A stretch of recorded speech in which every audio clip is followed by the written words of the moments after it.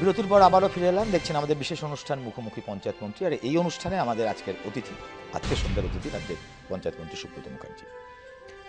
কিছুক্ষণ আগে আপনি বলছিলেন, আমি অনেকক্ষণ আমরা কথা বললাম যে বিরোধী দলের মধ্যে মূলত বামেদের নিয়ে এবারে গোটা নির্বাচন পর্বে একাধিকবার নোটিফিকেশন, নির্বাচনের দিন বদল, হাইকোর্ট, সুপ্রিম কোর্ট, নানা রকম বাহিনী বিতর্ক, এই গোটা পর্বটাতে কংগ্রেসের ভূমিকা সম্বন্ধে আপনার ঠিক কি আপনার বক্তব্য? কংগ্রেসের প্রত্যেক সময় কিছু না কিছু মন্তব্য এবং অবস্থান থেকেছে। কংগ্রেস থেকে আমি খুব একটা ধরছি না, কারণ তাৎপর্যহীন হয়ে গেছে কংগ্রেস কারণ ইলেকশনে 21%-এর বেশি সিট দিতে পারেনি। আর আমাদের ধরো যে সমস্ত টিভি চ্যানেল একটু অপছন্দও করে, ওদেরই পছন্দ করে, প্রতিদিন সন্ধ্যাবেলায় গিয়ে হাজির হয়, তারাও বলতে দেখাচ্ছে যে ওরা সব মিলিয়ে 9% ভোট পাবে। 9% ভোট পাওয়া মানে ফেল, মানে জামানত রক্ষা নয়। 10% পোল ভোটের 10% ভোট হলে তবে জামানত রক্ষা হয়। 9% একটা পার্টি, যে পার্টি ভোট পাবার টার্গেট, আমি এসব সমীক্ষার উপর ভরসা করি, আমরা রাজনীতি করি না, কিন্তু সমীক্ষাতে দেখছিলাম যারা ওদেরই খুব পছন্দ করেন তারাই বলছেন যে ওরা 9% ভোট পাবে, মানে নর্থ বেঙ্গল সমেত নিয়ে ধরে সারা পশ্চিমবঙ্গে। এখন ওদের কাজ হলো গিয়ে ওই তৃণমূল কংগ্রেসের বিরোধিতা করো, তাদের সিপিএম আসুক, সিপিএম এর সাপোর্ট হয় হোক। কারণ এটা একটা দেখো রাজনৈতিক কথা বলি, যে যদি কংগ্রেস আজকে এই জায়গায় থাকতো যে এরা সাবস্টিটিউট অফ তৃণমূল কংগ্রেস, তৃণমূল কংগ্রেস সরকারে চলে গেলে কংগ্রেস সরকার করবে, যদি এইরকম জায়গায় থাকতো তাহলে এই সমস্ত অকথ্য বলাও রিলেভেন্ট হতো। আপনি বলছেন যে রিলেভেন্টই নয়, বিকজ আমরা চলে গেলে যদি 4টে লোক এখনো মনে করে কেউ আসবে, তাহলে বলবে বামফ্রন্ট আসবে। ওরা তো সাবস্টিটিউট তৃতীয় কেউ নেই, কাজে ওরা যতটুকুনি এখন সাপোর্ট করছে সেটুকুনি মানুষ ক্ষুব্ধ হলে, লুব্ধ হলে প্রতিনিয়ত ভুল করে। ওদের এখন হলো কি ক্ষোভ আর লোভের বশবর্তী হয়ে কাজ করা, যার ফলে এটা সিপিএমেরই হাত শক্তিশালী হচ্ছে যেটুকুনি হচ্ছে। কংগ্রেসকে বিরোধী পক্ষ হিসেবে ঠিক কেমন দেখছে? আমি যদি পঞ্চায়েত নির্বাচনটা ধরি সুব্রত, না ওরা বিরোধী পক্ষ এবারে কংগ্রেসকে ঠিক কেমন দেখছে? এবারে অন্যবারের চেয়েও ব্যর্থ। কি কারণে? তার কারণ এই বক্তৃতা নির্ভর পার্টি হয়ে করে দিয়েছে, একেবারে বেসে বুথ লেভেল পর্যন্ত পৌঁছয়নি। এই বুথ বেসড করে যদি পার্টিটা তৈরি করতো বা করবার চেষ্টা করতো, তাহলে যে কোনো সময় অন্ততপক্ষে 50%, 60%, 70% অন্তত ক্যান্ডিডেট দিতে পারতো একটা ন্যাশনাল পার্টি। কিন্তু যখন সেটা 20%-এ নেমে যায়, তখন সেটা ইরেলেভেন্ট হয়ে যায় রাজনীতিতে। এবং এখন যেটা ভাষণ সর্বস্ব হয়েছে কলকাতায় বসে বসে, সেটা ওই সিপিএম একটু মদত পাচ্ছে, কিছু মানসিক মদত আর কি, ব্যবহারিক নয়। কিছুক্ষণ আগে আপনি বলছিলেন যে মালদার কথা, যেখানে পূর্বতন যে জেলা পরিষদের যে ছবিটা আছে 2008-এর নির্বাচনের পর থেকে, সেখানে কিন্তু কংগ্রেসের একটা শক্তি রয়েছে মালদাতে, আর একটা শক্তি রয়েছে মুর্শিদাবাদে। মুর্শিদাবাদে এবার ঠিক আপনাদের কাছে কতটা টাফ? না, মুর্শিদাবাদে কংগ্রেসের তো একটা সমর্থক আছেই, সেটা নানাভাবে আছে। অনেকটাই বিরুদ্ধে বললে অনেকে ভাববে আমি কুৎসা করছি, ও অর্থবল, বাহুবল সব মিলিয়ে একটা ওখানে কংগ্রেসের আছে। রাজনৈতিক বল কম, কিন্তু অর্থ এবং বাহুবলটা খুব জবরদস্ত আছে খানিকটা। কিন্তু সেই জায়গা তো বিরাট পাটল ধরেছে। এবং মুর্শিদাবাদেও আমি খুব দায়িত্ব নিয়ে বলতে পারি, তৃণমূল কংগ্রেসকে বাদ দিয়ে জেলা পরিষদ কেউ তৈরি করতে পারবে না। এ ব্যাপারে আপনাদের একটা কনফিডেন্স রয়েছে? কনফিডেন্ট। দক্ষিণবঙ্গের যে জেলাগুলিতে ভোট হয়ে গেল, সেই ভোটের ঠিক কতটা আপনাদের সরকারের কাজের পাশে থাকবে? এটা আমরা তো খুব, আমরা মানুষের সাথে কথা বলে, মিটিং করে, আমাদের কাজগুলোকে মাত্র 2 বছরের টাইমে দেখিয়ে আমরা যেভাবে আস্থা অর্জন করেছি, আর মানুষ যেভাবে ভোট দিয়েছে তাতে আমরা যথেষ্ট সন্তুষ্ট মনে আছি যে এগুলোতে আমাদের ভোট অনেক বেশি এবং আমরা অনেক বেশি দখল করব। শুরুতে এবারে নির্বাচনে বিরোধীরা সরকারের বিরুদ্ধে এখনো পর্যন্ত নির্বাচন প্রাক নির্বাচনী সময় থেকে নির্বাচন চলার সময় এখনো চলছে, 3 দফা বাকি রয়েছে, যে অভিযোগগুলি আনছেন দু একটি আমি এর আগে বলেছি যে বিনা প্রতিদ্বন্দ্বিতায় জয়ী ইত্যাদি। তার মধ্যে আরেকটি অন্যতম অভিযোগ সরকারের বিরুদ্ধে যে রাজনৈতিক সন্ত্রাস হচ্ছে, একটা সন্ত্রাসের আবহ তৈরি হয়েছে, প্রায়শই বলছেন বিরোধীরা। দেখো, রাজনৈতিক সন্ত্রাস যদি হতো তাহলে আমরা দেখেছিলাম এখানে যখন সারা পশ্চিমবঙ্গে নকশাল আন্দোলন হয়েছিল তখন রাজনৈতিক এই অস্থিরতা ছিল, সন্ত্রাস ছিল, যার ফলে ভোটও 40%-এর বেশি পোল হতো না। সন্ত্রাসটা শুধু সীমাবদ্ধ কংগ্রেস আর সিপিএমের মধ্যে, সন্ত্রাসটা যদি মানুষের মধ্যে পেনিট্রেট করবে না তৈরি হলে, সেটা আবদ্ধ হয়ে থাকবে আলিমুদ্দিন স্ট্রিট আর সিআইটি রোডের মধ্যে, তাহলে তো মানুষের মধ্যে যদি এটা ছড়িয়ে পড়তো সন্ত্রাস, তাহলে নির্বাচনে রাত্রির অবধি কেউ ভোট দিত? যদি ওই সন্ত্রাস তৈরি হতো তাহলে ক্রিকেট মাঠের থেকে রাত্রি 2টোর সময় ছেলেরা, মেয়েরা, টিনেজের মেয়েরা পর্যন্ত বাড়ি ফিরে যেত না? খেলা দেখতে আসছো নাকি যেভাবে স্বচ্ছন্দে চাকরি করছে, সব কাজ করছে, আমি বলছি না অন্যায় একটাও হচ্ছে না, সব রাজ্যেই হয়, আমাদেরও হচ্ছে, সেগুলোকে আইন মোতাবেক লড়াই করতে হবে। সামাজিক, রাজনৈতিক এবং আনুষঙ্গিক সমস্ত আইনসম্মত উপায়ে এটাকে, ইট ইজ এ চ্যালেঞ্জ, এটাকে একটা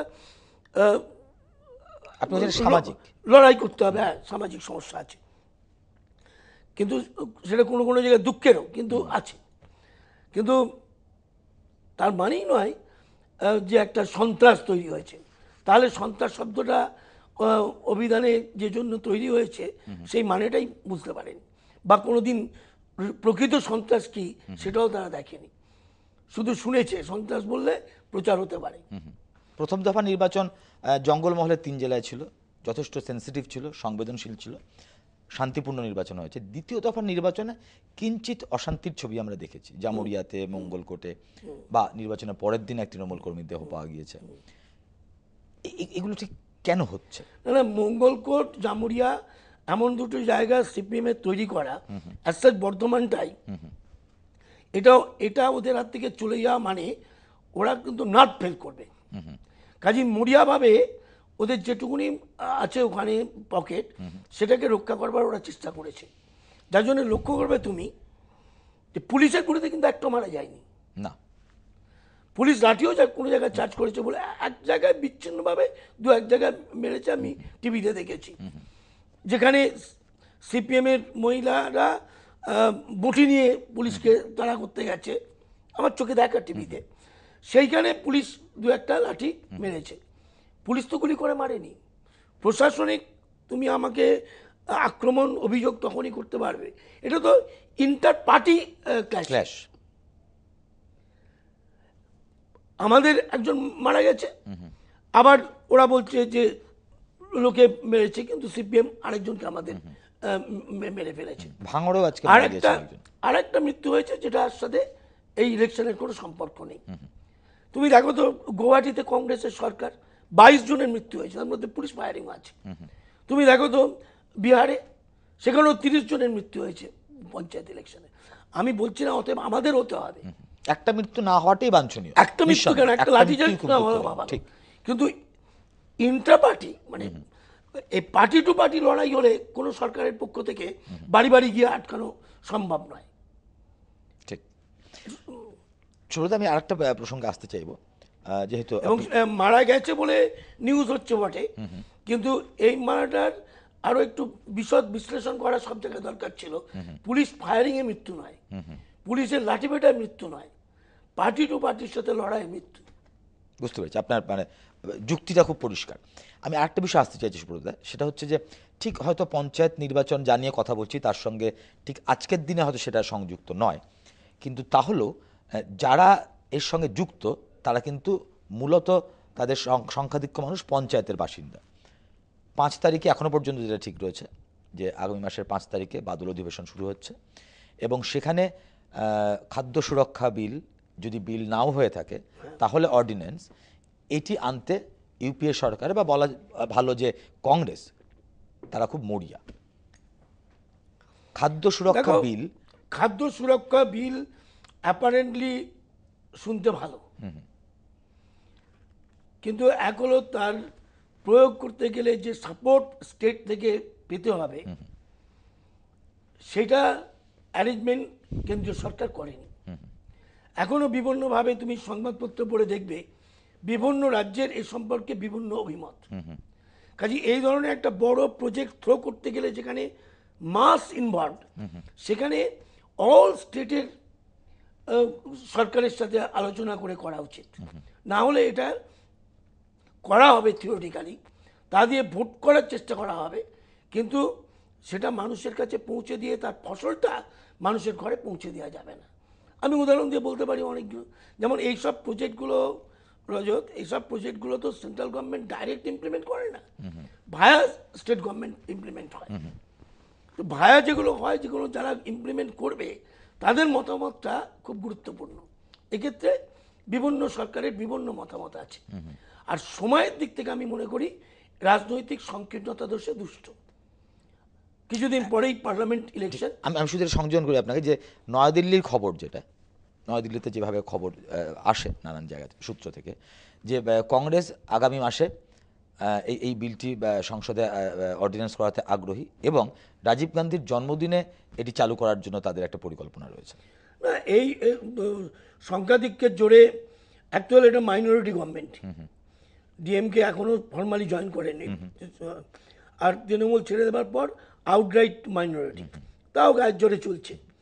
আর যদি গায়ের জোরে এগুলো পাস করাতে পারে, যে লোকসভা বুঝবে, কিন্তু এগুলো এই রাজ্য সরকার, রাজনৈতিক দল এদের সাথে সহমত না করে এই ধরনের একটা হিউজ টাকা, যেখানে কেন্দ্রীয় সরকার খুবই খারাপ অবস্থায় আছে, আজকে ডলারের দাম রেকর্ড পরিমাণ বেড়ে গেছে, এখানে আমাদের টাকার দাম কমে গেছে ভয়ঙ্কর, এবং এটা শীঘ্রই শেয়ার মার্কেটে এবং আনুষঙ্গিক অর্থনীতিতে প্রভাব পড়া শুরু হবে।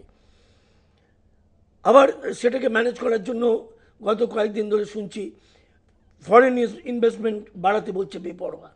অলরেডি যা বাড়িয়েছে সেটা অনেক জায়গায় ফেল করেছে, আবার এইটা বাড়াতে গেলে এখানকার জিনিসপত্রের দাম বেড়ে যাবে, তো মানুষের দুর্ভোগ বাড়বে। তো এগুলো নিয়ে আলোচনা না করে, রাজ্য সরকারগুলোর সাথে আলোচনা করে, সহমত না করে ইমপ্লিমেন্টটা কীভাবে হবে কেউ জানে না এখন। সেই সব পরিকাঠামো না পেশ করে করা মানে হলো রাজনৈতিক স্লোগান তৈরি করা। কংগ্রেস প্রো পিপল প্রজেক্ট নয়, প্রো নির্বাচন প্রজেক্ট। মানে আমি এটাই প্রশ্ন করতে চাইছি একটু ঘুরিয়ে, যে কংগ্রেস খাদ্য সুরক্ষা বিল বা অর্ডিন্যান্স যেভাবেই হোক না কেন, এই প্রকল্পটি চালু করার জন্য এত মরিয়া কেন? আপনাদের ঠিক কি অ্যাসেসমেন্ট? ওরা প্রত্যেকবারই দেখবে নির্বাচনের আগে এই ধরনের প্রজেক্ট ঘোষণা করে একটা ভোটের বাজার গরম করে, বহুবার করেছে। এমনকি 100 দিনের কাজটা দিয়েও একটা ইলেকশন করেছে। 100 দিনের কাজ পৌঁছতে পেরেছে গড়ে 15 দিন 20 দিন, কিন্তু স্লোগানটা তৈরি করে একটা ইলেকশন ক্লিক করে দিয়ে যায়। এটা আউটরাইট ইলেকশন ইস্যু, এটা একটা বাচ্চা ছেলেও বুঝতে পারে। তো আপনার কাছে এটা পুরোটাই একটা নির্বাচনী এবারের ইলেকশনে এটাকে দুটোকে তাস করে নাবা। শুরুতে একটা প্রশ্ন করি, যে একটি শব্দবন্ধ যেটা খুব পরিচিত টেলিভিশনের দৌলতে, খবরের কাগজের দৌলতে, কিন্তু শহরের বাস করে শহরের মানুষের পক্ষে সেই শব্দবন্ধটি বোঝা একটু দুষ্কর বলে আমার ধারণা সাংবাদিক হিসেবে। সেটি হচ্ছে যে জল ধরো জল ভরো। গ্রামে এই যে জল ধরো জল ভরোর যে আপনাদের যে প্রকল্প, যেটা আপনাদের সরকার চালু করেছে, এই প্রকল্পটা ঠিক কতটা সুফল নিয়ে যেতে পেরেছে? দেখো, এটা মারাত্মক কথা বলেছো। গ্রামের এটা একটা খুব গুরুত্বপূর্ণ ব্যাপার, কিন্তু দীর্ঘদিন ধরে ওভারলুকড হয়ে গিয়েছিল। সরকার ছিল সিপিএমের, তারা দেখেন। এখনো জলের যোগানের একটা রেডিমেড ব্যবহারের জন্য, খাওয়ার জন্য, অল্প প্রান্তিক চাষি বা ক্ষুদ্র চাষিদের সেচ দেবার জন্য, এই সবগুলোই আহ, একটা অতীত আছে। প্রচুর রাজা মহারাজারা পুকুর কেটে গেছে, খাল কেটেছেন, সেগুলো দীর্ঘদিন ধরে মজে গেছে, তার প্রায় গ্রীষ্মকালে অস্তিত্ব বিলুপ্ত হয়ে যায়। তখন আমাদের মুখ্যমন্ত্রী এই নারেগার সাথে, এই this is the first time in our state only, এটা মুখ্যমন্ত্রী তখন এই প্রজেক্টটা নিলেন যে যত পুকুর যেগুলো সংস্কার হয়নি, খাল যেগুলো সংস্কার হয়নি, এগুলো নারেগার কাজ দাও, তারাও টাকা পাবে, আর সারা বছর জল থাকবে, মাছের চাষও হবে, ক্ষুদ্র সেচের ব্যবস্থা হবে, তার ব্যবস্থা করো। উনি স্লোগানটা নিজেই তৈরি করেছে ওই জন্য, জল ধরো, অর্থাৎ মাটিটা কেটে নিয়ে পাটটা বাঁধিয়ে দাও, বৃষ্টির জল ধরে রাখো, তারপর জল ভরো। খুব ইউনিক, এবং এই প্রজেক্টটা খুব সাকসেসফুল হয়েছে, আরও বাড়াতে হবে। আমরা অলরেডি টার্গেট অতিক্রম করে 50,000-এর বেশি এই সংস্কারের কাজ, পুকুর, খাল ইত্যাদি করতে পেরেছি। সুব্রত, একটা অন্য বিষয় যাই, ইটস অল টাইম রেকর্ড। একটা অন্য বিষয় যাই, যদিও এটা ঠিক আপনার এখতিয়ারের মধ্যে পড়ে না, কিন্তু আপনি একজন সিনিয়র পলিটিশিয়ান, তাই আপনাকে আমি প্রশ্নটা করতে চাইছি যে পঞ্চায়েত নির্বাচন 2 দফা হয়ে গেছে, 3 দফা নির্বাচন রয়েছে, 25 তারিখে নির্বাচন শেষ, 29 তারিখে ফলাফল। গ্রামের মানুষ কাদের গ্রামের সরকার তৈরির জন্য বেছে নিলেন সেদিন আমরা জানতে পারবো। পাশাপাশি বেশ কয়েকটি পুরসভায় সেখানেও কিন্তু নির্বাচন পেন্ডিং হয়ে রয়েছে। রাজ্য সরকার 7ই সেপ্টেম্বরের একটি তারিখ ধরে সেখানে নির্বাচন করতে চেয়েছিলেন, কমিশন সেটাকে 22শে সেপ্টেম্বরে পরে নিতে চাইছেন, এবং এই নিয়ে কিন্তু আবার একটা টালবাহানা শুরু হয়েছে। আপনি আপনার মতন একটা কমিশনের সঙ্গে নানা ধরনের বিতর্ক ইত্যাদির মধ্যে দিয়ে শেষ অবধি পঞ্চায়েত নির্বাচনটা হলো। ফিরহাদ হাকিম, এটা তার দপ্তর। হ্যাঁ, এখন বলটা আমার এই বলটা চলে যাবে ফিরহাদ হাকিমের কাছে, কিন্তু এগুলো একটা বলতে পারি যে আনকল্ড ফর, প্রয়োজন নেই এই বিতর্কের। কারণ সরকার তো ডেমোক্রেটিক সরকার, একে তো নির্বাচনে যেতেই হবে এবং নির্বাচিত হতেই হবে। সব আমরা নাও পেতে পারি, আবার সব পেতেও পারি, কিন্তু আমরা তো নির্বাচন চাই। এই 13টারও নির্বাচন আমাদের সরকার চায়। এই সরকারের সুবিধা অসুবিধার সাথে ইলেকশন কমিশনার যদি ম্যাচ করিয়ে নির্বাচনটা করে, তাহলে মহাভারত তো অশুদ্ধ হবে কেন? এই আমাদের পঞ্চায়েত নির্বাচনটা ঠিক একই প্রসঙ্গ ছিল। চিফ মিনিস্টার প্রথম যদি কারো স্মৃতি দুর্বল না হয়ে গিয়ে থাকে, তাহলে তুমি মনে রাখো যে গত বছর জুলাইয়ের 21 তারিখে শহীদ দিবসে ময়দান থেকে উনি ঘোষণা করেছিলেন আমি ডিসেম্বর জানুয়ারি ফেব্রুয়ারির মধ্যে ইলেকশন, শীতকালে ভোট কবে বলেছিলেন। এবং আজকেও যারা টিভি শুনছে তারা যদি গত বছরের 22শে জুলাই সংবাদপত্র দেখেন, তাহলে আমার কথার যথার্থতা বুঝতে পারবেন। সেই সময় থেকে বলছেন এই যে শীতকালে ভোট হলে আমাদের এক্সট্রা কোনো লাভ নেই ভোটের। যারা ভোটার, যারা ভোট কর্মী, প্রশাসন, সবারই একটা সুরাহা হবে। এক্ষেত্রেও তাই, সরকারের এখনো ইলেকশন চলছে, আর ইলেকশন কমিশনার যদি তার ওটাই ইচ্ছা মতন ডেট দেন, তার সরকার বিব্রত বোধ করবে। সরকারের সহযোগিতা নিয়েই নির্বাচনটা হবে, এবং আইনটাও তাই যে সরকারের সহযোগিতা নিয়েই নির্বাচন করার। তাহলে এক্ষেত্রে আমার নিজের ধারণা সরকারের সুবিধা অসুবিধা অনুযায়ী কথা শুনে ঐক্যমত হওয়া উচিত।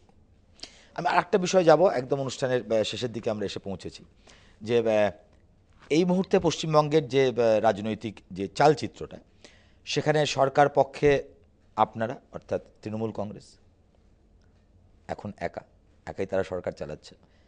বিরোধী পক্ষে রয়েছে বাম দলগুলি, বামফ্রন্টের অন্তর্ভুক্ত যে দলগুলি, এবং কংগ্রেস। বিরোধী দলগুলোর মধ্যে নিজেদের মধ্যে সাযুজ্য ঠিক কীরকম রয়েছে? বিরোধী দল তো একটা বিরোধী দল, মেন বিরোধী দল সিপিএম সেই দুর্বল বলে বাকিগুলো আরো দুর্বলতম হয়ে যায়, দুর্বলতর হয়। এটাই হলো রাজনীতির হিসেব, এবং যেটা হয়েছে। এখন তুমি সিপিএম এর দু একটা তবু কথাবার্তা শুনতে পাও, কিন্তু বাকি পার্টনারদের তারা যে বাজারে আছে তারা যে দূরবীন দিয়ে দেখতে হয়। এবং এটা যদি বেশি দিন কন্টিনিউ করে, তাহলে সিপিআই যেমন ডোডো পাখির মতন উঠে গেছে, অবলুপ্তি হয়েছে, সেরকম হয়ে যাবে, অলরেডি অপ্রাসঙ্গিক হয়ে গেছে। কংগ্রেসের অবস্থাও তাই, এখানে তো বিজেপি নেই এদের এই রাজ্যে।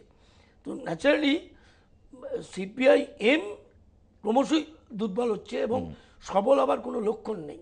কংগ্রেস শুধু কংগ্রেস তো ওই বললাম 9%-এর খদ্দের হয়ে গেছে এখন। বেশ, আমাদের দু ফেজের নির্বাচন হয়েছে সুব্রতদা, আরও 3 দফার নির্বাচন বাকি রয়েছে, ফলাফল বাকি রয়েছে। আমরা নিশ্চয়ই আশা করব যে যেভাবে নির্বাচন হচ্ছে তাতে আরও বেশি মানুষ নির্বাচনে অংশ নিক, শান্তিতে নির্বাচন হোক, এই আশাই রাখবো নিউজ টাইমের তরফ থেকে।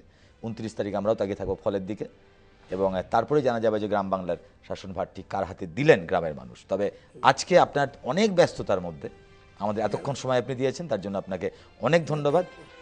আশা করি ভবিষ্যতে আপনাকে আবারও পাবো। আজকের মতো এই অনুষ্ঠান এখানে শেষ করছি। এতক্ষণ দেখছিলেন মুখোমুখি পঞ্চায়েত মন্ত্রী। এই অনুষ্ঠান আপাতত এখানে শেষ করছি।